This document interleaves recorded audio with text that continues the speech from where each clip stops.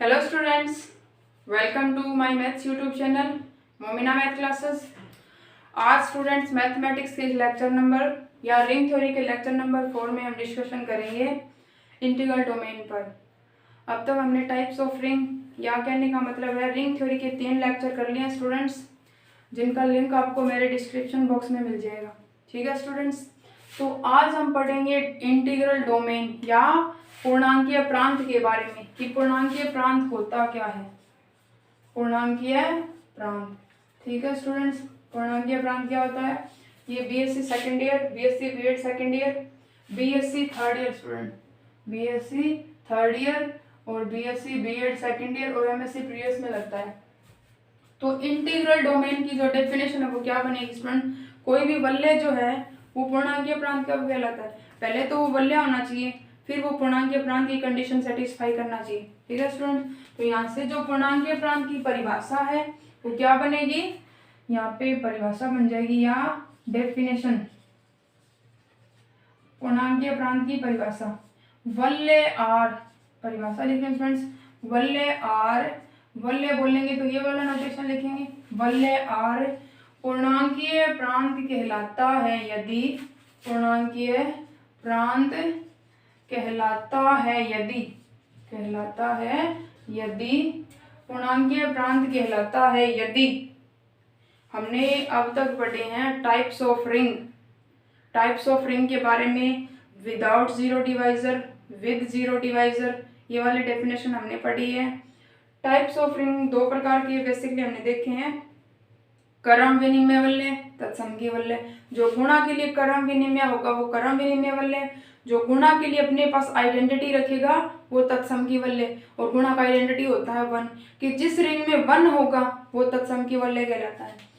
तो कोई भी वलय आर जो है वो पूर्णांकीय प्रांत कहलाता है यदि, यदि first property student integral domain पढ़ने तो D11 लिख सकते हैं। तो फर्स्ट प्रॉपर्टी है इंटीग्रल डोमेन की या डोमेन के प्रांत की फर्स्ट प्रॉपर्टी हमारे पास D1, D1 क्या स्टूडेंट, D1 आर क्या स्टूडेंट, आर क्रम विनिमय वलय हो, आर क्रम विनिमय वलय हो, आर क्रम विनिमय वलय हो। पहला क्रम विनिमय वलय, इसका मतलब है कि वो गुणा के लिए क्या होना चाहिए, क्रम विनिमय वलय होना चाहिए। ठीक है स्टूडेंट्स, नंबर 2 प्रॉपर्टी आ गई हमारे पास, आर क्रम विनिमय वलय हो। नंबर 2 आर तत्समकी वलय हो, आर तत्समकी वलय हो, मतलब गुणा के लिए इसमें आइडेंटिटी एग्जिस्ट होनी चाहिए। आर क्रम विनिमय वलय, इसका मतलब है कि प्रत्येक मतलब कोई भी 2 एलिमेंट ले लिए हमने कहाँ से, आर से। आर जो है वो क्या हो, क्रम विनिमय वलय हो, तो A B belongs to R, तो ए क्रॉस बी बराबर बी क्रॉस ए होना चाहिए। ये क्रम विनिमयता प्रॉपर्टी, ये प्रॉपर्टी सेटिस्फाई करना चाहिए। आर तत्समकी वलय हो अर्थात या I E 1 belongs to R, 1 को आइडेंटिटी एलिमेंट है गुणा का तभी तत्समकी वलय होगा, और 1 को हम ए से भी रिप्रेजेंट करते हैं या ए बिलोंग्स टू आर कुछ भी लिख सकते हैं। तो प्रत्येक ए बिलोंग्स टू आर मतलब कोई भी एक एलिमेंट हो किसका, रिंग का, या रिंग के प्रत्येक अवयव के लिए कंडीशन होगी कि ए इंटू ई बराबर ए इंटू ए बराबर क्या होगा, ए। ये किसकी कंडीशन है, तत्समकी वलय की कंडीशन है। नंबर 3 मोस्ट इंपॉर्टेंट है D3, आर क्या हो, पहला आर क्रम विनिमय हो, दूसरा आर तत्समकी वलय हो, तीसरा है आर शून्य के भाजकों रहित हो, शून्य के भाजकों रहित हो। ठीक है स्टूडेंट्स, इंटीग्रल डोमेन पर ही आधारित इसकी मोस्ट इंपॉर्टेंट थ्योरम 1.3 है स्टूडेंट। तो पहले आपको इंटीग्रल डोमेन के बारे में पता होना चाहिए। तो आर शून्य के भाजकों रहित हो अर्थात क्या स्टूडेंट्स, अर्थात कोई भी 2 एलिमेंट्स हो, कोई भी 2 अवयव हो, उनका जो गुणा है, जैसे ए और बी बिलोंग्स टू आर, तो उनका जो गुणा है ए क्रॉस बी बराबर 0, तो ए बराबर 0 या क्या स्टूडेंट बी बराबर 0। ये किसकी कंडीशन होती है, शून्य के भाजकों रहित की कंडीशन होती है कि उनमें से जो एक अवयव वो क्या होना चाहिए स्टूडेंट्स, 0 होना चाहिए। तो पहले तो ये रिंग की प्रॉपर्टी सारी सेटिस्फाई करेगा, फिर रिंग के बाद ये कहाँ जाएगा स्टूडेंट्स, रिंग के बाद ये कहाँ पे जाएगा, इंटीग्रल डोमेन पे जाएगा। रिंग की प्रॉपर्टी होती है कि आर प्लस के लिए अबेलियन ग्रुप हो, आर गुणा के लिए सेमी ग्रुप हो, गुणा के लिए क्या ऑप्शन, सेमी ग्रुप हो। सेमी का मतलब होता है आर गुणा के लिए क्या हो, साचर्यता गुणधर्म का पालन करे। गुणा के लिए सही थर्ड एक प्रॉपर्टी ये रही क्रम विनिमयता की, और एक प्रॉपर्टी ये तत्सम की बल्ले वाली रही। मैंने आपको बताया था कि तत्समक एलिमेंट तभी एग्जिस्ट होता है जब उसमें प्रतिलोम अवयव एग्जिस्ट होता है। तो इसकी जो पूरी परिभाषा बनेगी स्टूडेंट्स वो बन जाएगी। वैसे आपको इंटीग्रल डोमेन की जो डेफिनेशन है पेपर में स्टूडेंट वो इतनी ही लिखनी है। वैसे बेसिक जब हम इसको क्या इंटीग्रल डोमेन किसी को प्रूव करेंगे तो हमें रिंग की भी प्रॉपर्टी वहां पे दिखानी पड़ेगी। ये क्या है कि आर प्लस के लिए अबेलियन ग्रुप हो, आर गुणा के लिए इकाई सहित सेमी ग्रुप हो, इकाई सहित सेमी ग्रुप हो, मतलब आइडेंटिटी होना चाहिए स्टूडेंट्स। और नंबर 3 बंटनता गुणधर्म का पालन करना चाहिए। नंबर 4 बंटनता गुणधर्म आ गया स्टूडेंट्स, और नंबर 4 ये वाली प्रॉपर्टी लग जाएगी। तो 4 प्रॉपर्टी बनेगी। फिर पहले वो रिंग होना चाहिए पूरा, रिंग के बाद आर क्रम विनिमय वल्य हो, आर तत्सम की वल्य हो, आर शून्य के भाजकों रहित हो। ठीक है स्टूडेंट्स, ये वाली प्रॉपर्टी होगी हमारी किसकी, इंटीग्रल डोमेन की। वल्य आर है वो इंटीग्रल डोमेन तभी कहलाएगा जब क्रम विनिमय हो, वल्य हो, तत्सम की वल्य हो और आर शून्य के भाजकों रहित। तो इसके कुछ इंपॉर्टेंट एग्जांपल मैं दे देती हूँ आपको। वो एग्जांपल है हमारे पास है, जैसे जड है, सी है, आर है और क्यू है।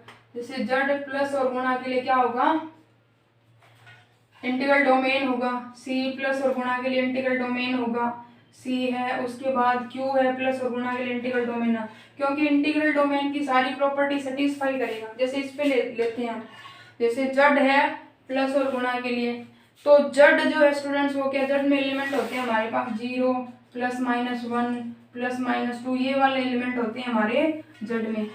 तो इसमें जड प्लस के लिए अबेलियन ग्रुप बनेगा, जड गुणा के लिए सेमी ग्रुप भी बनेगा। इसमें आइडेंटिटी अगर 1 भी एग्जिस्ट है तो तत्सम की वल्य होगी, और संख्याएं जो है वो क्रम विनिमयता गुणधर्म का पालन करती है। तो 1 गुणा 2 बराबर होगा 2 गुणा 1 के, तो क्रम विनिमय वल्य हो गया। थर्ड प्रॉपर्टी है शून्य के भाजकों रहित। कोई भी एलिमेंट नहीं लीजिए स्टूडेंट, जब तक एक एलिमेंट 0 नहीं होता 2 का गुणा 0 नहीं हो सकता। जैसे 0 इंटू 2 है तब भी 0 होगा, मतलब 1 का गुणा क्या है 0 है, मतलब इसमें शून्य के भाजकों रहित है, सहित कोई एलिमेंट बनेगा ही नहीं यहाँ पे। तो इसका मतलब है ये जो है वो क्या, एक इंटीग्रल डोमेन है। ठीक है स्टूडेंट्स, एग्जांपल आपको याद रखनी है। उसके बाद इसका एक मोस्ट इंपोर्टेंट छोटा सा एग्जांपल है जहाँ पे पेपर में आया हुआ भी कि सिद्ध कीजिए जड 3 पूर्णांकीय प्रांत है 0 प्लस 0 1 और 2।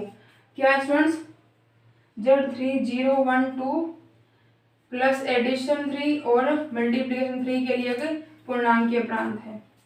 3 एलिमेंट है, तो इसको पूर्णांकीय प्रांत सिद्ध करने के लिए पहले हम अगर ऐसे एडिशन मॉड्यूलर मल्टीप्लिकेशन मॉड्यूलर वाले एग्जांपल हमारे पास हो, वहां पे हम क्या बनाएंगे, इनकी संक्रिया सारणी बनाएंगे।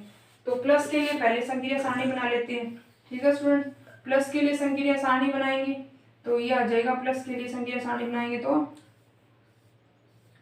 +3 है 0 1 2, ये 0 1 और 2, 0 आएगा ऐड करेंगे 1 आएगा, ऐड करेंगे 2 आएगा। अब 1 आएगा 2 आएगा, 1 + 2 3 हो गया, 3 - 3 0 आएगा। ठीक है स्टूडेंट्स, अब 2 आएगा, इधर 3 हो गया तो 0 आएगा। 3 से बड़े एलिमेंट इसमें होने नहीं चाहिए। और फिर कितना आएगा, 2 + 2 4 हो गया, इसका मतलब 1 आएगा। ठीक है स्टूडेंट्स, ये प्लस के लिए संक्रिया सारणी बन गई। अब मल्टीप्लिकेशन के लिए इसकी संक्रिया सारणी बनाएंगे, क्योंकि हमें इसको पूर्णांकीय प्रांत सिद्ध करना है। ठीक है स्टूडेंट्स, पूर्णांकीय प्रांत सिद्ध करेंगे तो 0 1 2 0 1 2, 0 आएगा 0 आएगा और 0 आएगा, क्योंकि 0 गुणा 0 ये भी 0। अब 1 को 0 से मल्टीप्लिकेशन करेंगे 0 आएगा, 2 को 0 से गुणा करेंगे 2 आएगा 0 आएगा, 1 को 1 से 1 को 2 से करेंगे 2 आएगा, 2 को 1 से करेंगे 2 आएगा, 2 × 2 4 आएगा, 4 को 3 से डिवाइड करेंगे, शेषफल बचेगा 1।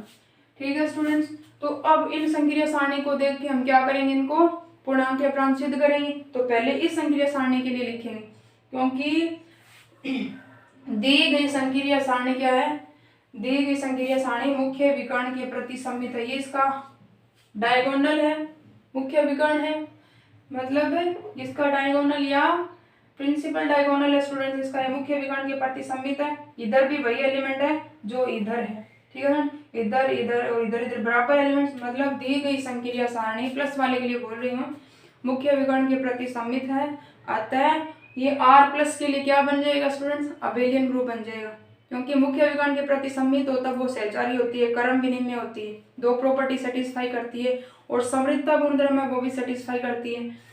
इसमें क्या है स्टूडेंट्स, योग के लिए आइडेंटिटी एग्जिस्ट है और योग के लिए आइडेंटिटी एग्जिस्ट होते ही तत्सम अवयव हो गया।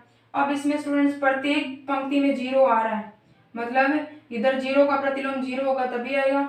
अब यहाँ पे 1 का प्रतिलोम जो है वो 2 होता है तब आइडेंटिटी, क्योंकि कोई भी अवयव जब उसमें उसका प्रतिलोम एलिमेंट ऐड करेंगे, एडिशन पढ़ रहे हैं, ऐड करेंगे तब आइडेंटिटी आना चाहिए। तो 1 में 2 ऐड कर रहे हैं तब 0 आ रहा है, तो 1 का प्रतिलोम हो गया 2। अब 2 में क्या ऐड करेंगे, 0, 2 में 1 ऐड करें तब 0 आ रहा है, तो 2 का प्रतिलोम हो गया 1। तो ये प्लस के लिए क्या बन गई, अबेलियन ग्रुप बन गया Z3। ये क्या होना चाहिए, इकाई सहित सामी समूह होना चाहिए। और सेमी का मतलब है कि संख्याएं क्या करनी चाहिए कि साचरिता गुणधर्म का पालन करना चाहिए, तो संख्याएं सहचारी होगी स्टूडेंट। 3 संख्याएं आप कोई भी उठा लो, उनको गुणा करो, साचरिता गुणधर्म का पालन करेगी। नंबर 2 आइडेंटिटी, और गुणा के लिए आइडेंटिटी इसमें है, ये नहीं कि प्रत्येक पंक्ति में 1 आना चाहिए, इसमें गुणा के लिए आइडेंटिटी है हमारे पास, तो ये इकाई तत्सम की वल्य हो गया। संख्याएं क्या है, साचरिता गुणधर्म का पालन करती है और क्रम विनिमयता गुणधर्म का पालन करेगी, क्योंकि मुख्य विकर्ण के प्रति क्या है, ये भी सममित है, 2 है 2 है, 0 है 0, इधर 0 है इधर 0 है, ये 1 है 1 है, ये 0 0। इसका मतलब मुख्य विकर्ण के प्रति सममित है तो क्रम विनिमय सहचारी समृद्धता तीनों गुणधर्म सेटिस्फाई करेगी, ठीक है स्टूडेंट। अब देखिए स्टूडेंट मोस्ट इंपॉर्टेंट है थर्ड प्रॉपर्टी, R इकाई सहित सामी समूह हो गया, ये प्लस के लिए अबेलियन ग्रुप बन गया, क्रम विनिमय हो गया गुणा के लिए। अब थर्ड प्रॉपर्टी है हमारी कि शून्य के भाजकों रहित, तो कोई भी एलिमेंट है स्टूडेंट, जब तक एक एलिमेंट 0 नहीं है तब उसका मान 0 है तब 0 आया, 0 है 1 है तब 0 है, 0 है 2 है तब 0, मतलब एक एलिमेंट 0 है तभी 0 आया है। यहाँ पे 1 0 2 0, एक एलिमेंट 0 गुणा करें तभी आएगा। अब यहाँ पे 1 है, 1 को 1 से गुणा किया तब 1 आया, 0 तो नहीं आया। 1 को 2 से गुणा किया तब 2 आया, 2 को 1 से गुणा किया तब 2 आया, 2 को 2 से गुणा किया तब 4 आया। जब तक एक एलिमेंट 0 नहीं है तब तक उन दोनों का गुणा 0 नहीं है, तो ये किसकी कंडीशन होगी, R या Z3 शून्य के भाजकों रहित है। अतः दिया गया क्या ये, अतः Z3 एक पूर्णांकीय प्रांत है। ये जो बातें मैंने आपको बताई है वो एग्जाम्पल में लिखनी है, मोस्ट इंपॉर्टेंट एग्जाम्पल है, 2 नंबर में पेपर में कई बार पूछा गया है, ठीक है स्टूडेंट्स। तो इस आधार पर क्या करेंगे, हमें पूर्णांकीय प्रांत पर आधारित जो एग्जाम्पल है उनको सोल्व करेंगे, ठीक है स्टूडेंट्स। अब नेक्स्ट लेक्चर में ये आपको पहले पढ़ना पड़ेगा, फिर नेक्स्ट लेक्चर पर चलेंगे 5 नंबर में, क्योंकि 5 नंबर वाली थ्योरम जो स्टूडेंट्स वो मोस्टली पेपर में पूछी जाती है और आई रहती है। मोस्ट इंपॉर्टेंट थ्योरम है पूर्णांकीय प्रांत पर आधारित, तो पहले आपको पूर्णांकीय प्रांत और रिंग का नॉलेज होना चाहिए, ठीक है स्टूडेंट्स। जितने भी मैंने रिंग के लेक्चर आपको पढ़ाए हैं उन सभी का लिंक आपको मेरे डिस्क्रिप्शन में मिल जाएगा, ठीक है स्टूडेंट्स। Thank you.